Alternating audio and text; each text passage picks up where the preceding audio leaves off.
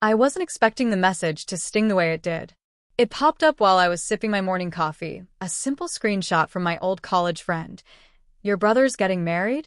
I blinked at the photo. There it was, the announcement post. Smiling faces. Perfect lighting.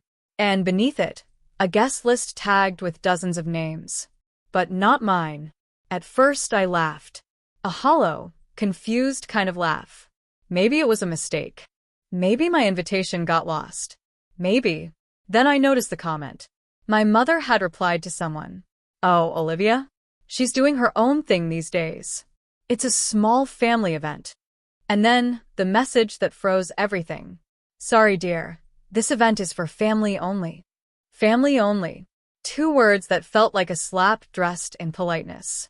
I set my cup down slowly, watching a thin crack run across the porcelain saucer, like something breaking quietly, just enough to hurt but not enough to show. My apartment was silent except for the hum of the city outside. On the wall hung a framed photo, me and Noah, my brother, years ago, frosting all over our faces from baking Mom's birthday cake. I could have cried, but instead, I opened my laptop, typed solo trips for October, and clicked book now. If they didn't want me at their celebration, I'd make my own.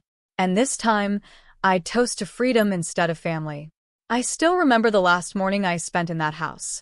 The air smelled like burnt toast and resentment. Mom was standing by the sink, rinsing dishes with sharp, angry motions, while Dad buried himself in the newspaper like he always did when things got uncomfortable. And Noah, he just stood there, silent, watching it unfold like it wasn't about me. I had just told them I was turning down a marriage proposal, a good family friend's son, successful, charming, approved by every aunt and neighbor in the tri-state area. You can't keep saying no to everything, Olivia, Mom snapped, slamming a plate down. You're 26. It's time to grow up. Grow up, I whispered. By marrying someone I don't love? Dad sighed loudly, still hiding behind his paper.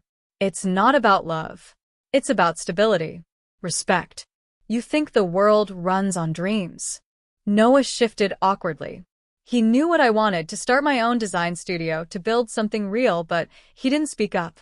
Not for me. Not even once. You'll thank us one day, Mom continued, her voice tightening. Because family knows best. Family knows best. Those words felt like a lock clicking shut. My hands were shaking when I went upstairs to pack. Not because I was scared, but because I knew if I stayed, I'd disappear into the version of me they wanted. That's when Grandma came to my door. She didn't say much, she never did. She just slipped off the thin silver bracelet from her wrist and placed it in my hand. You don't owe anyone your silence, sweetheart, she said quietly. Follow the sound that feels like home. I looked down at the bracelet, a delicate chain with a tiny compass charm. North, south, east, west, always pointing somewhere, even when you're lost. That day, I packed my suitcase, put on the bracelet, and walked out. Noah didn't stop me. Mom didn't call after me. And Dad didn't even lower his paper. As I closed the door, I realized something painful but freeing. Sometimes family is just a word people use when they want you to obey, not belong. And I was done obeying. The first few months away from home felt like standing on a cliff, wind in my face, freedom behind me, fear ahead. I moved to Chicago with 2 suitcases, a sketchbook, and a heart still bruised from goodbye. My new apartment was a shoebox with creaky floors and windows that didn't shut all the way, but it was mine. For the first time, mine. During the day, I worked as a junior assistant at a design firm, running errands, fetching coffee, staying late to study color palettes I wasn't even assigned to. At night, I'd sit on the floor with my laptop, sketching logo ideas for imaginary clients, teaching myself everything YouTube could offer. There were nights when I'd cry quietly into my blanket, missing home, or at least the version of it I once believed in. But then I'd touch the silver bracelet around my wrist, feel the tiny compass, and whisper, "Keep going." One evening, everything changed. My senior designer, Ava Larson, found me reworking an ad mock-up long after everyone had left. Instead of scolding me, she smiled. "You've got a good eye, Bennett," she said. "Ever thought about leading your own project?" I laughed. thinking she was joking. But she wasn't. Ava became my mentor, the first woman who didn't see my ambition as arrogance. Under her guidance, I learned what real work looked like, the kind that demanded your heart, not just your hours. Years passed. I climbed the ladder, moved from assistant to creative lead. Then one day, when the firm downsized, Ava looked at me and said, "You're ready, Olivia. Start your own." It was terrifying and exhilarating. I poured my savings, time, and every sleepless night into a tiny brand studio, Northlight Designs, named after Grandma's compass. The first client was a bakery owner who couldn't afford much, but when she saw her new logo, she cried. The second came through word of mouth, the third and fourth, and then suddenly we were booked for months. I built a small team, people like me, dreamers who once felt unseen. Together, we made something beautiful. And through it all, I stayed quiet online. To my family, I was just Olivia, the one who moved away.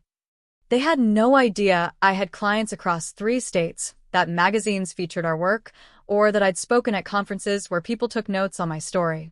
I posted pictures of sunsets, coffee cups, random quotes, never the boardrooms or the awards. Because some victories are too sacred to explain to those who never believed in you. And, honestly, it felt good, knowing that the silence they mistook for failure was actually the sound of my success. It started with a knock. A polite, uncertain knock at the glass door of my studio. I wasn't expecting anyone, but the sight of Mom's name on the caller ID flashed in my memory like lightning. And then, a familiar voice, hesitant, almost guilty. "Olivia, can we come in?" I straightened my blazer, smoothed my hair, and walked to open the door.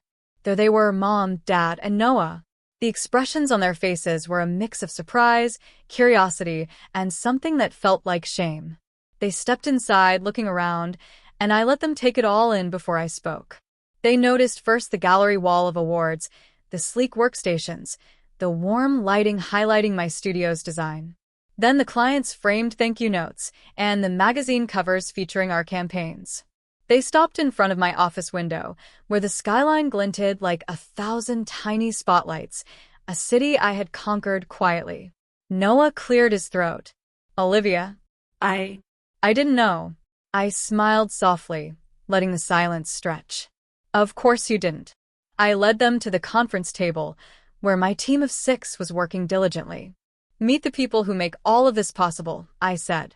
"Northlight Designs." Their mouths opened and closed like fish. Mom's hand flew to her chest. Dad adjusted his glasses, eyes wide. Noah just looked lost. I gestured toward the awards. "These aren't just trophies. They're contracts, magazine features, client endorsements. And yes, I am the owner, founder, CEO, creative director.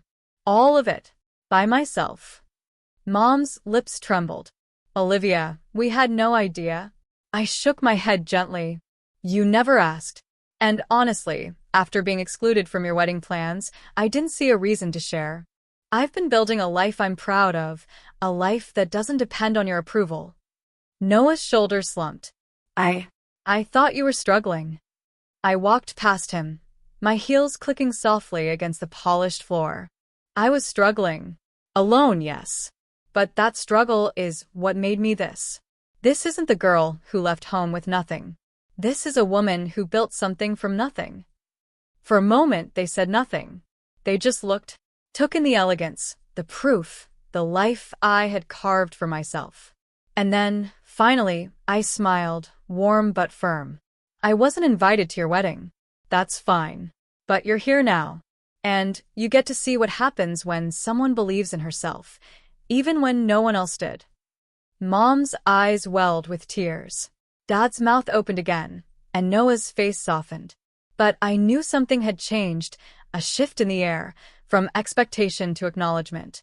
The girl they thought they knew was gone. The woman they were meeting now didn't need validation. She only needed respect, and that at last they could not take away. I motioned for them to sit at the conference table, my team quietly leaving us to our moment. "Before we talk about your wedding or anything else," I began, "let's be clear. This conversation is on my terms. Mom's hand twitched nervously. Dad's jaw tightened. Noah looked at me like he was seeing a stranger. I'm willing to forgive what happened, I continued, but forgiveness doesn't erase patterns. It doesn't mean I'll bend to old expectations. So here's how this works. First, Noah, I want you to acknowledge that silence has consequences. Family isn't a checklist. It's about support. You will apologize sincerely for not speaking up, and I want you to make an effort to truly know your siblings, not just check a box at holidays. Noah swallowed, nodding. Second, Mom, Dad, I need honesty. No more pretending I don't exist. If you want a relationship with me, it must be authentic. No backhanded comments, no subtle exclusions.